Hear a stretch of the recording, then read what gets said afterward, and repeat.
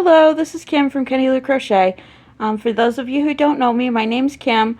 I talk about mostly crochet and yarn, but also life. My dogs, my kids, they're college age. One lives with me, one doesn't. I'm doing this. This is one of my dogs. This is a Titan. Titan! Titan! He doesn't want to say hi. My camera angles suck. My camera ing sucks. My lighting usually sucks. I'm learning.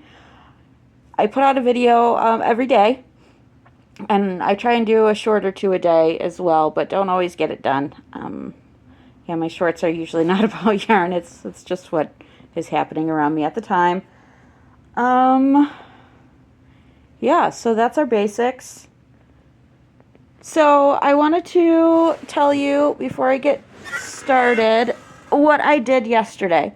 So yesterday, for those of you who watched the video, I was working on some baskets that I was mocking in crochet. They were like linen baskets that have a wood frame and they hang from, I'll show you the whole thing. It's a wood table, kind of like 3 foot tall, 2 feet tall. I've got it now next to my chair. It used to be in my kitchen before I got my baker's rack. And it just had like wooden linen drawers on a wooden frame that you could pull out. So they got a kind of yuck being in the kitchen. Plus, we live by a field, so we get mice occasionally, and yeah, they had to be redone. And I figured I would do them in crochet, and I have now finished all of the panels. So these are the bottom two panels. This is 12 by 12. I kind of use my face. There's two of them here. And I use a Titan. I got side panels. These are 12 by 9. 2. And there's 8 of those. These are the front panels. There's 2 of these. This is the space where it kind of folds over. So this is going to be where the bar comes through, and you can grab the bar instead of the fabric to pull. And then we've got our buttonholes. And then, so there's 2 of those, because there are 2. Sorry, I am so sorry. He does not cooperate. Like, ever. Jeez. This is ridiculous. So, here are the front panels. And the front and back panels, I kind of brought them in. So, I don't know if you can see that, but yeah, and then these, you got the buttonholes so that it can fold over. These don't have to have the handhold because these are in the back, so you're not going to be pulling by that. So I got 2 of those. Now all I have to do is put them together. And then the ones that I had, the linen ones or fabric ones, they had kind of something hard in the bottom. I don't know if it was, I think it's built in, but I'm just going to cut some cardboard to size. You know, us yarn people, we always have cardboard. And just in a 11.5, 11.75 by 11.75, something like that, just to put it in the bottom, to kind of weigh it down a little bit, give it a solid base, and then I'll put them in. So I'll be able to show you that tomorrow, and I'll be able to organize by my chair. I do not have like a craft room. I've got a 2-bedroom condo that I share with my oldest, who is 21, and we don't have a lot of space. So I have in my recliner, I try and, by my recliner, I want to try and have it set up for my crochet station. My yarn I do keep in my bedroom because I am not the only one who lives here. And plus I have dogs. I don't know what that has to do with anything. I'm just trying to organize. I'm new to this. I've only been crocheting. I started January of last year. Sorry, I'm just trying to get out of here. And for the first 10 months, I basically made 3 blankets and a couple scarves. And then mid-November, I decided that I was going to make hats. I was going to make hats for people. I had made blankets for Kenny, of Kenny Lou, who's 21, of Lou, who is 18. Those are my children. Lou doesn't live here. Lou is in a dorm at Wayne State until the end of the month, and then she will be moving back home as well. So we're going to have a full house again. Anyway, what was I saying? I don't know. But anyway, oh yeah, so I made blankets for them, and then I made blankets for Kenny's boyfriend. And then I still have to make one for Lou's ex, who's still a friend. Yeah, my kids tend to have long-term relationships. Kenny and the boyfriend have been together since they were 15, and they're now 21. And Lou and Emily were together, I think, from 14 to 18. They just broke up a couple months ago. Very mutual, but still, we like the ex. So, and we like the boyfriend too. We like them both. My kids have good tastes in partners. So, yeah, anyway, my brain just... So I made like 3 blankets and scarves, and that's all I really knew how to do. And then November I decided that I was going to branch out into hats. And I made a whole bunch of hats for Christmas presents. And then in mid-December, I decided, you know what? I really, really love crochet. I've been doing it for a year. It's helped with my mental health a lot, and I want to get into it more. So from that time on, I decided that I was going to crochet for a year, just constant, all the time. And then after that, I'm going to start a business. Now, I don't work. I'm disabled. So this is a way, hopefully, well, for one thing, it's going to help with my self-esteem. Just learning new things, learning how to make new things has really helped a ton. A ton. Yeah. I have mental health issues. I have some of the, I have some of the acronyms. And it's helped a lot. I actually learned to crochet hand over hand because I'm visually impaired at a program called Crochet to Cope through my county's community mental health. And it's an amazing program. When I do start selling, I do plan to donate to them, whether it's my own counties or whether it's different counties or different day programs for people with mental illness. Or senior centers, whatever it is. I'd like to expand Crochet to Cope. And I have to do some research and see if it's an actual company or if that's just what they name the program in my county. But that's something that I really, really enjoy and what I plan to do. So I'm kind of new to this whole crochet thing. And especially like yarn buying. If you've seen my videos, and if you saw my stash, you would be like, why do you buy what you buy? It's because I don't know what I'm doing.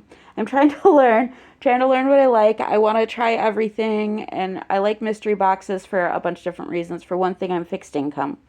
So I find that I was a single mom for a while.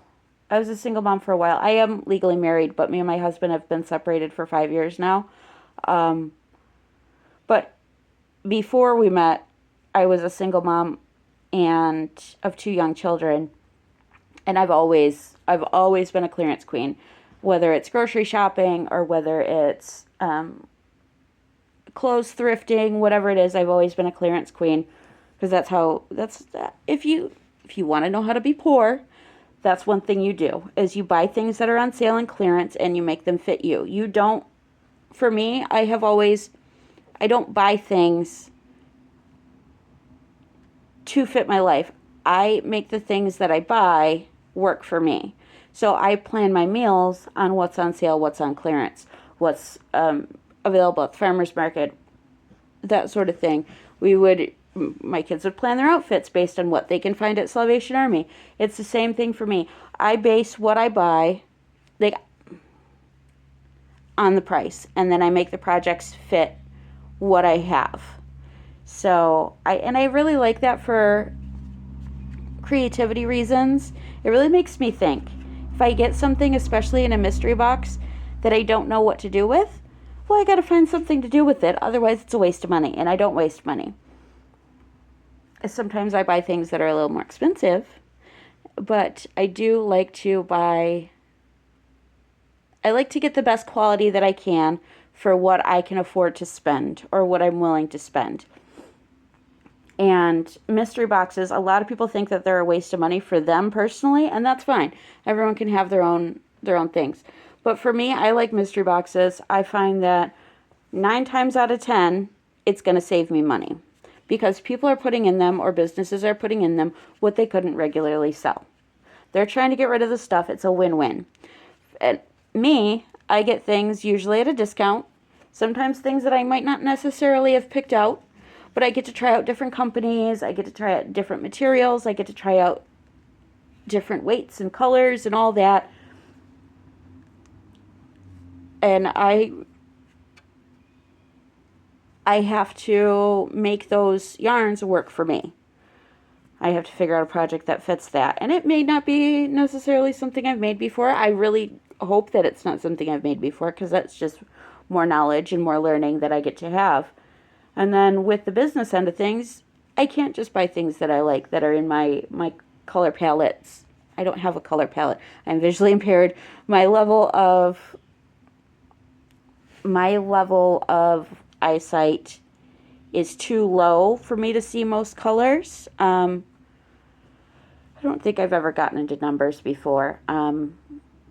I see yellow. I had lost all colors for a while, and I got yellow back, so I think that I'm starting to have, my problems are my optic nerves. I have brain damage and brain issues.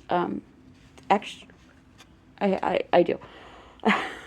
I had blood clots in my brain that caused some damage and caused the communication between my brain and my body to not work quite right. So I have some hearing issues in this ear because the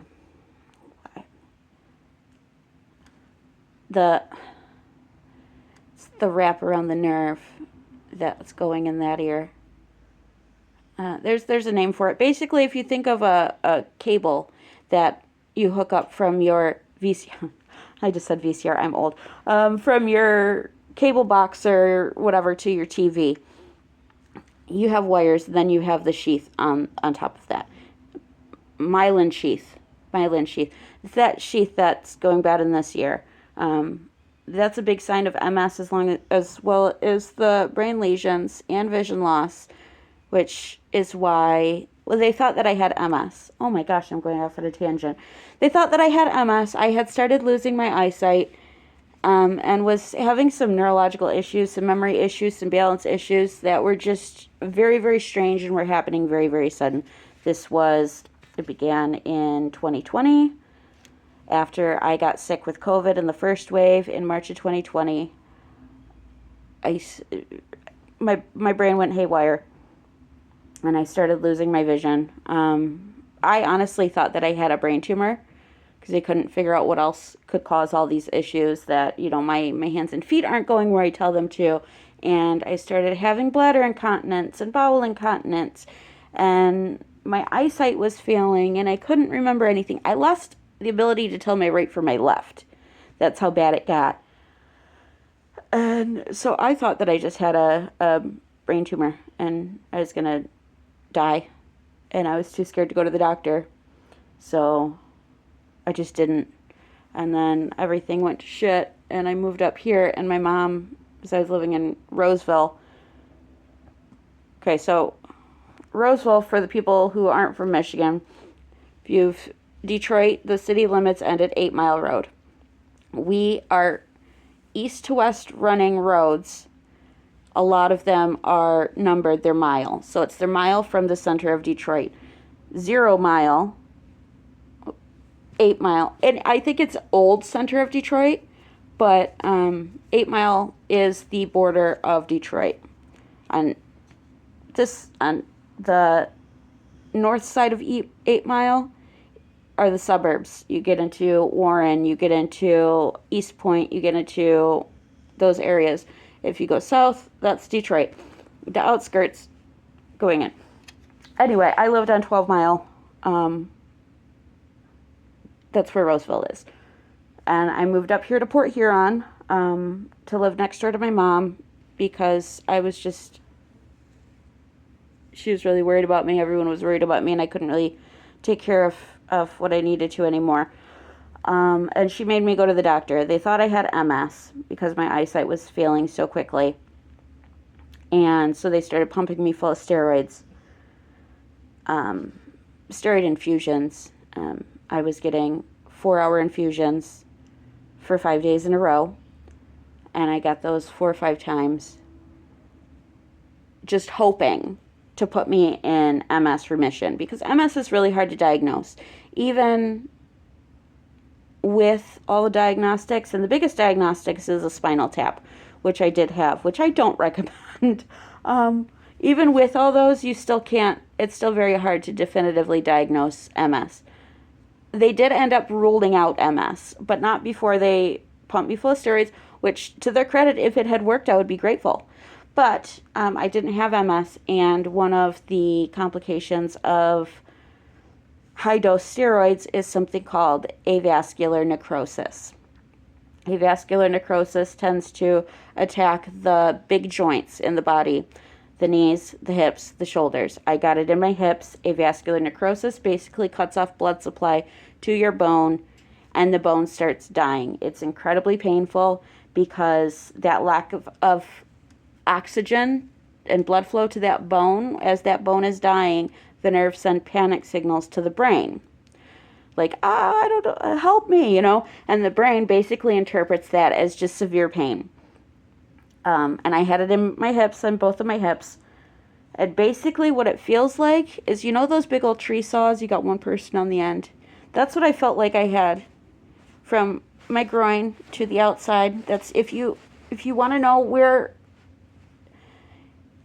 if you think your hip is hurting and you're not sure if it's your hip, it goes from your groin out to the back. It's like a straight line, and that's what it felt like, just sawing away. It was horrible. And the only thing that they can do for avascular necrosis, once it hits a certain point, is to give a hip replacement. Before that, if they get it in like level 1, then they might be able to drill holes in the bone to try and get the blood flow back. But mine was too severe. 5 weeks before my first hip surgery, because I had, it's been 3 years now since I've had my double hip replacement. It's not really a double hip replacement. I had them 4 weeks apart, which is pretty much unheard of. Usually they won't touch a second hip for at least 6 months, but mine were in such bad shape. 5 weeks before my first hip replacement, my left hip collapsed. What that means is the ball on the end of your femur, it had no structure anymore, and it just imploded, basically. And I felt it. I texted my mom. My mom was at work. The next day I had my appointment with the lady who ended up doing my surgery, who's amazing. She's a hip surgeon who specializes in cancer patients. And because my bones were so bad, that's who I had to go to. She's an oncological surgeon, or words, I don't know. But so the day before I was going to have my first appointment with her, because they bounced me around from person to person to person because no one would touch me. No one knew what was going on with my brain. No one knew what was going on with my eyesight.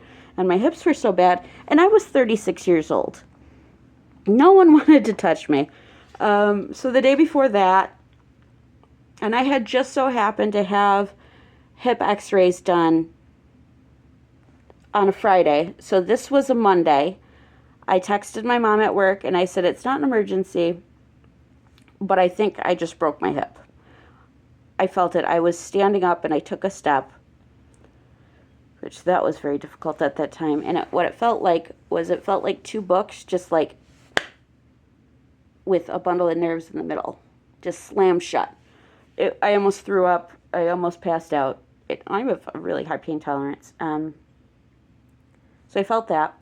So then the reason I said it wasn't an emergency was because I wanted to keep that appointment with her. I wanted to get these, sorry for my language, I wanted to get these fucking hips replaced. And so and one of the reasons that I was texting her was because I was upstairs and I didn't have any idea how I was going to get downstairs. My mom and my brother ended up having to, one on either side, basically carry me down the stairs to the car the next morning for that appointment. Anyway, so I had x-rays done there, and this was a Tuesday, the Friday before. So we picked up the copy of the x-rays on the way. So I had the x-rays from that Friday, and she took the x-rays on that Tuesday, and she said, your hip collapsed. You don't have, that ball isn't there anymore. Which is stage 4 of avascular necrosis of stage 4. It's collapse. And my other one on my right was on the verge, could happen any day. So that's why they did them so close together.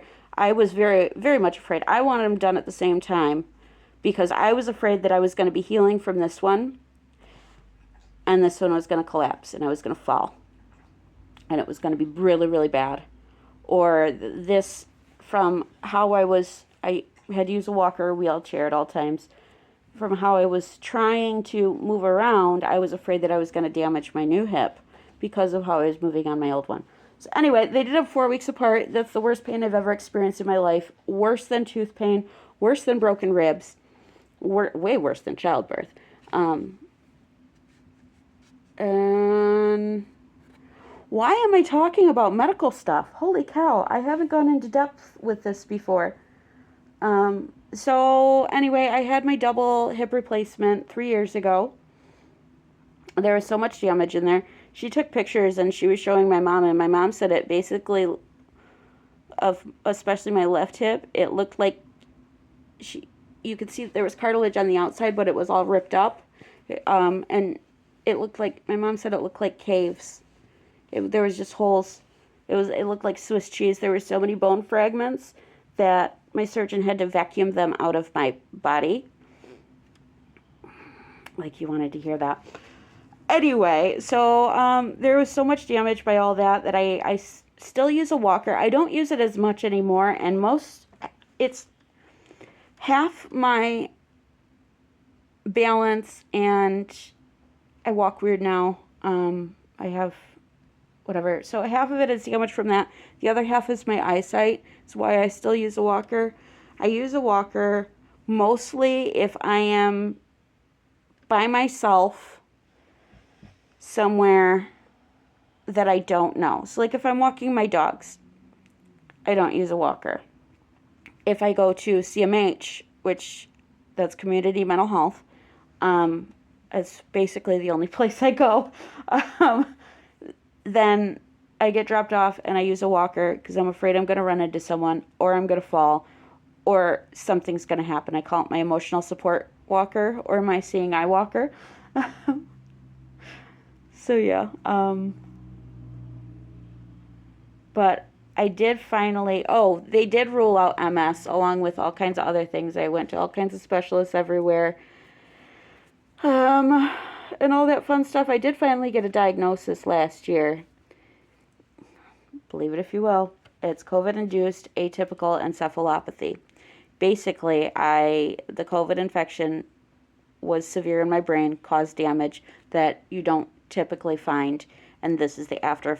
It's not the typical damage caused by COVID in the brain. So there's COVID-induced encephalopathy, which would be the typical presentation of damage in the brain caused by a COVID infection. Mine is an atypical, an unusual presentation. Because COVID does cause brain blood clots in the brain, it's very, very highly known. And I had all those brain lesions, and they were right by my optic nerves, and my optic nerves are damaged and atrophied. They're saying that, and all of this started right after I had COVID. I had no symptoms. I had perfect eyesight. I was a soccer mom. I managed a group home for adults with severe mental illness. With my mental illness, I know all about it. I was doing the thing. And then all of a sudden, I was basically a lump who had to be taken care of. And nobody knew why, and it was getting worse and worse, and no one knew if it would ever get better. So that's my medical history, in case you wanted to know. Oh, I am out of diapers. I've been out of diapers for about 2 years? A year. I've been out of diapers for just over a year, which is amazing for someone. I'm 41. Just turned 41, but that's the hardest. That's harder than the walker. That's harder than the wheelchair. That's harder than going to the doctors, and then doctors and nurses not even talking to me, but talking to my mom about me. The diapers was the worst. But all that to say, things are looking up. The brain takes a long time to heal, and I am noticing some healing. Noticing that I'm able to communicate a lot better than I was able to be able to get my words out and express what I'm trying to say. Because, like, I know exactly what I'm trying to say, but getting it out, finding the words and getting it out in a way that makes sense is difficult for me sometimes, especially when my anxiety is going. So I have severe anxiety from a lot of reasons. Okay, my phone just ran out of space, which is my cue to tell you, sorry about the overshare, sorry about my medical history. That's all that to say, I'm doing a whole lot better. Hopefully this summer is going to be good. I'll be able to walk a lot better, hopefully. My insurance, my new insurance now covers the YMCA, so I want to get into the water aerobics class with the old biddies, because I think that would be the safest and the best way for me with my hips and with my balance issues and my eyes. And then I have to get into some sort of routine, because I am at the end of the summer, once school starts, both the kids are going to be going to Wade State, and they're getting a place down there together. So I will be a complete empty nester. So, yeah. I'm really sorry for that rambling health history. I should just submit this next time I go to the doctor, and they'll have all the information they need. Yeah, but so I did get my Darn Good Yarn package. I'm gonna probably do that unboxing in a minute, but I will upload that tomorrow for tomorrow's video. And in the meantime, I'm unraveling a sweater, and I'm gonna be putting the bags together and just trying to get done all kinds of projects that just need finishing, basically, or half done. That's what I'm doing this week. That's all I'm doing, starting new projects, except for unraveling that sweater, and that's just because my hands got sore yesterday. So, yes, I think that's about it. If you like this video and you care about medical mysteries, that's me. Maybe like, comment, I don't know what to comment. And consider joining this channel. If you didn't like it, again, I do not blame you. But why are you still watching? Thanks, bye.